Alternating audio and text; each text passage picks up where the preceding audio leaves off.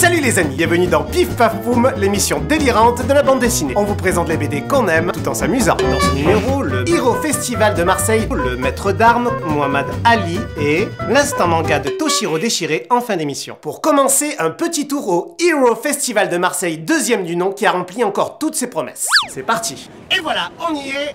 Suivez-moi. Le Hero Festival, c'est 2 jours de salon, 10 000 mètres carrés d'exposition, plus de 100 exposants autour de la BD, des comics, du manga, du cinéma, des jeux vidéo avec plein d'animations, des expos, des concours cosplay, bref, de quoi s'amuser. Allons à la rencontre des vrais héros. Je suis là. Alors, sortie de Star Wars oblige, on a croisé R2 en pleine forme. Je suis ton père, R2. Fait un Give Me 5 avec Darth Vader et ses potes. On s'est fait shampouiner par Chewbacca. Puis on s'est fait défoncer sévère par 2 Jedi vénères.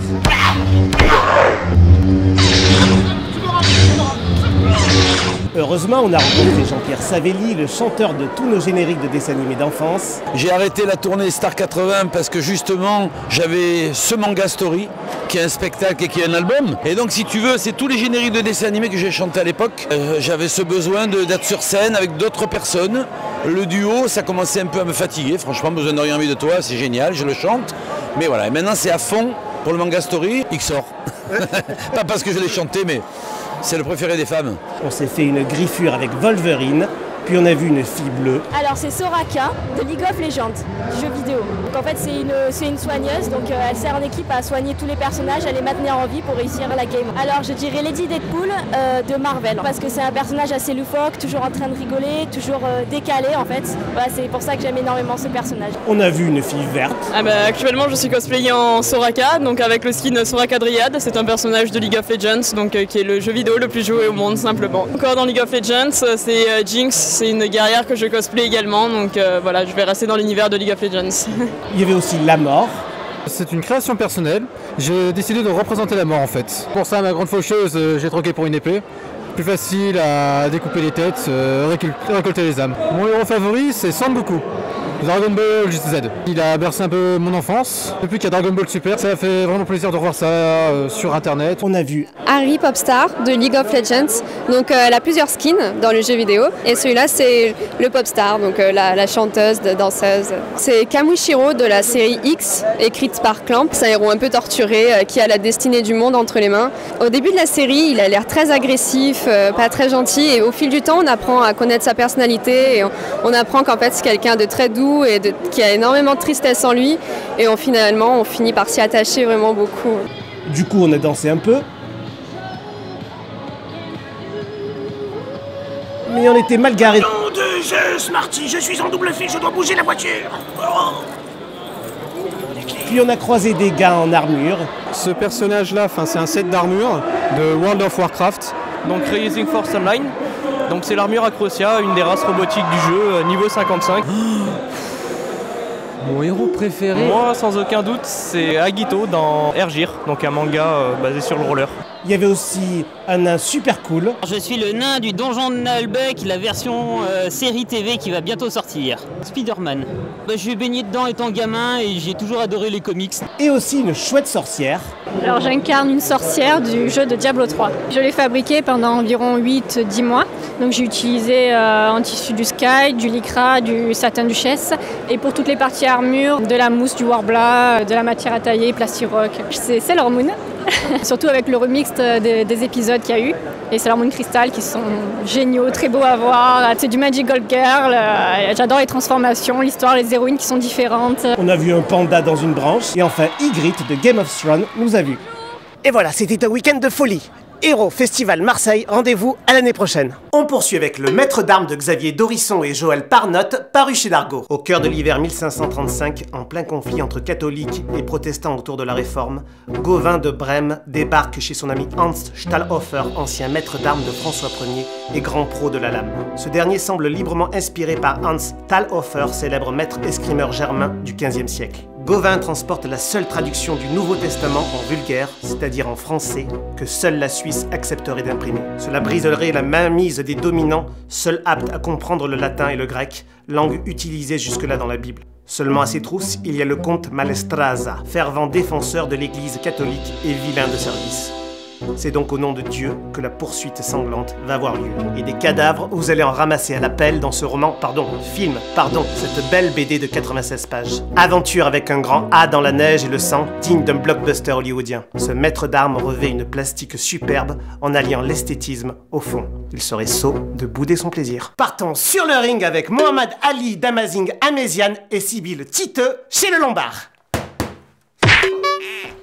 Le boxeur atypique Cassius Clay devenu Mohamed Ali, c'est l'icône du XXe siècle dont tout le monde a entendu parler, avec parfois une image glamour éloignée de la réalité. Voici donc une biographie magistrale dressant un portrait hypercute et sans concession de l'homme et de ses combats, que ce soit sur le ring ou dans la vie. Putain, mais il m'a pété une rotule, ce con, là!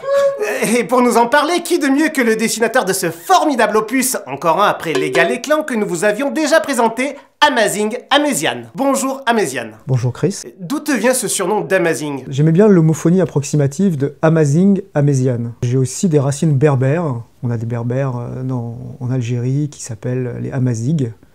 Et donc tout ça un triple sens caché. J'ai fait comme Ali. C'est-à-dire que pendant un moment, j'ai dit à tout le monde que j'étais formidable, amazing, fabuleux, que j'étais capable de faire des albums entiers en quelques mois, rapidement, en écrivant, en faisant la couleur, en faisant le dessin, le design. Un petit peu après, j'ai travaillé pour le Lombard, j'ai fait Clan, tout seul, encore une fois. J'ai fait 96 pages, un peu plus détaillées, mais en 8 mois cette fois. Et ça a plu, et on m'a expliqué que c'était pas exactement la norme dans le métier. C'est un bon rythme de mangaka sous crack.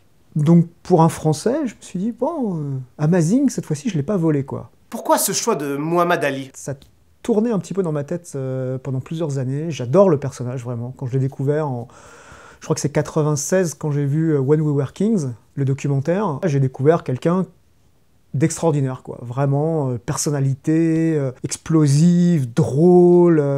Limite, on avait tous l'impression, en sortant du film, qu'il avait inventé le rap avant l'heure, en fait. Cette espèce de phrasé un petit peu particulier, mélangé de rythme et tout, quand il est sur les tam-tams. Tout ça, j'ai adoré. Des années plus tard, en 2001, je crois, j'ai maté le film de Michael Mann. J'ai pas reconnu Ali dans le film. J'ai reconnu la performance de Will Smith, qui est un excellent acteur et qui a lui aussi une personnalité explosive, mais il passait son temps un petit peu à pleurer et à se plaindre, et j'ai pas reconnu du tout le personnage que j'avais aimé. Mais j'ai gardé, qu'on appelle ça, cette image de mec qui se bat, quoi, de mec face à l'adversité, qui physiquement il était plus faible que Foreman, et grâce à l'intelligence, il a réussi à trouver la manière de le battre. Dès que j'ai eu la possibilité de pitcher à l'éditeur, après Clan, il y a eu un enthousiasme immédiat, c'est-à-dire que c'est comme si on avait allumé de la poudre, quoi. Tout le monde a trouvé ça super. Comme on est deux dessinateurs scénaristes à la maison, parce que Sybille est ma compagne, on discute beaucoup de ce que je fais, de ce qu'elle veut faire, de ce qu'on va faire, de tous les projets qu'on a ensemble. Et je leur ai dit tout de suite, je vais pas l'écrire celui-là, je vais le laisser, c'est Sybille qui va l'écrire. Elle a une formation plus littéraire que moi. Je voulais qu'elle court avec le scénario dans son coin, pendant que je cours dans mon coin avec le dessin, et qu'on se rencontre tous les deux à chaque fois et que ça fasse un choc. Alors, grosse question. Ce qui m'a frappé dans ton travail sur ce volume, c'est qu'aucune page n'est identique au niveau découpage, rendant la lecture très rythmée. Il y a un mélange de planches très découpées, ponctuées de pleines pages comme des aérations. Je pense notamment à la page 13 présentant la chanson de Billie Holiday.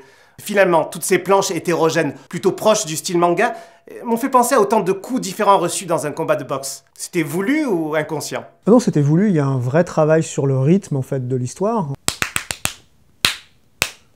Techniquement, c'est ça le but, c'est ça d'avoir des pleines pages, d'avoir la possibilité d'avoir une grammaire graphique qui soit un petit peu différente. Franchement, graphic novel, dans le vrai sens du terme, graphique et novel. Chaque fois qu'on tourne la page, normalement, le lecteur devait être surpris. Déjà parce qu'on apportait des éléments historiques qui n'étaient pas forcément connus de tout le monde. Et surtout, si c'est des connus de tout le monde, on part du principe que même un fan de boxe hardcore, qui connaît la vie de Mohamed Ali, qui a lu les mêmes bouquins que nous, qui a connu Mohamed Ali, même s'il connaît tout ça, il lit notre livre et il voit quelque chose de différent, c'est-à-dire notre interprétation des événements, de la lutte des Afro-Américains sur la période, le lien avec Mohamed Ali. Bon, ça, c'est unique à notre livre. Maintenant, on a un éditeur, le Lombard, qui a compris dans quelle direction on voulait aller, et ils ont permis de le faire. On a bossé comme des tarés, on a lu des dizaines de livres, voire plus pour Sybille, on a vu tous les combats de Mohamed Ali. Quand je travaillais sur les pages sur Malcolm X, je mettais les discours sur YouTube de Malcolm X, et pendant des heures, j'écoutais les discours de Malcolm X pendant que j'étais en train de le dessiner, pour me mettre dans l'ambiance. On a réellement préparé ça au scalpel, quoi. En se disant que chaque double page était une entité en elle-même. Parce que moi, je vois ça sur la double page, en fait. Et à la tourne, à chaque fois, on devait découvrir quelque chose de nouveau. Un combat limite manga et un autre très Bill Sienkiewicz dans le côté couleur peinte. C'est un vrai plaisir. Et j'espère que les lecteurs, en effet, vont se prendre 2-3 droites au passage. Parce que c'était le but de se dire, voilà, on va faire quelque chose qui va être unique. Parce que Mohamed Ali l'est, en fait. Et quel sera ton prochain projet? Ça va être une série de thrillers qui s'appelle Samix, dans la collection 3e vague au Lombard, toujours. Je suis en train de faire le tome 1 en ce moment, qui sortira en 2016, et donc il y aura les tomes 2 et 3 qui vont sortir dans la foulée. Ça reste quand même dans la suite de ce que j'ai fait avant. C'est pas très éloigné de Bagman dans l'esprit, par exemple. C'est même pas impossible qu'on ne retrouve pas un personnage de Bagman chez Samix. C'est même plus que probable. Merci Améziane. À bientôt. C'est moi qui te remercie, Chris. Sans transition, la nouvelle rubrique consacrée au manga. Bienvenue dans Pif Paf Poum, l'instant manga de Toshiro Déchiré, consacré donc au manga. Maître Toshiro Déchiré, que nous conseillez-vous? Oh frère, ça va déchirer. Non. On parle de manga. Vous êtes censé être le spécialiste. Non mais c'est qui s'en fout? De quoi? Pôle emploi de la place d'Italie. Et en plus, il a un chapeau chinois. On va se faire détruire par les puristes. Tu prends tout pur. Tu ajoutes une pintée de tes brines de poulpe. Et tu es déchiré. Mais arrêtez-le, là. Ah, donc, on a quelque chose. Et vous êtes... Sudoku. C'est un rapport avec le jeu Vous taquinez de la grille? Non, mes coffres m'appellent Sudoku parce que je viens du sud et que j'ai le feu au cul. Logique. Donc, dans la collection Seinen chez Soleil Manga, voici Arachnid de Murata et Ifuji. Une lycéenne orpheline et impopulaire, un clan mafieux qui veut sa mort, des tueurs affublés de noms d'insectes, bienvenue dans le quotidien de la jeune Alice, et c'est clairement pas le pays des merveilles. Témoin de l'assassinat de son oncle, Alice parvient à tenir tête au tueur, surnommé l'araignée, sorte de maître nettoyeur à la Jean Reno dans Léon, et ainsi démontrer son incroyable capacité de survie. L'araignée va alors la prendre sous son aile, ou plutôt dans sa toile, pour la former à son tour, reconnaissant en elle des aptitudes similaires aux siennes. Oublié Peter Parker, alias Spider-Man, voici venue Alice Fuji, atteinte de Congenital Excessive Concentration, un mal qui lui permet de décortiquer le temps et les actions de ses adversaires et tresser ses fils de combat. Et les fils, elle s'y connaît, Alice.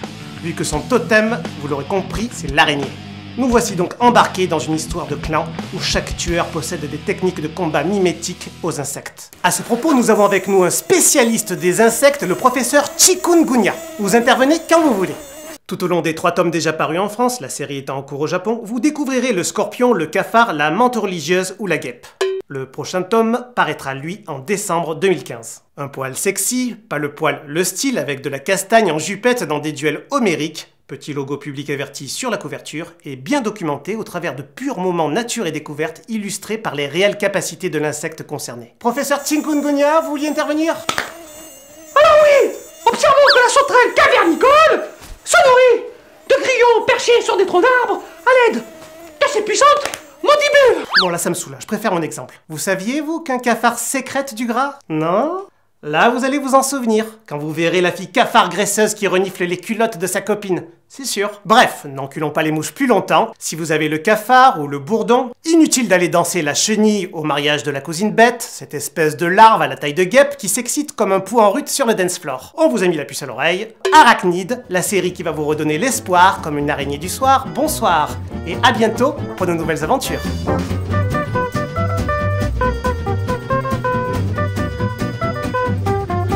Vous êtes fous, espèce de kebab avarié, on avait dit pour de faux. Mais Grinch,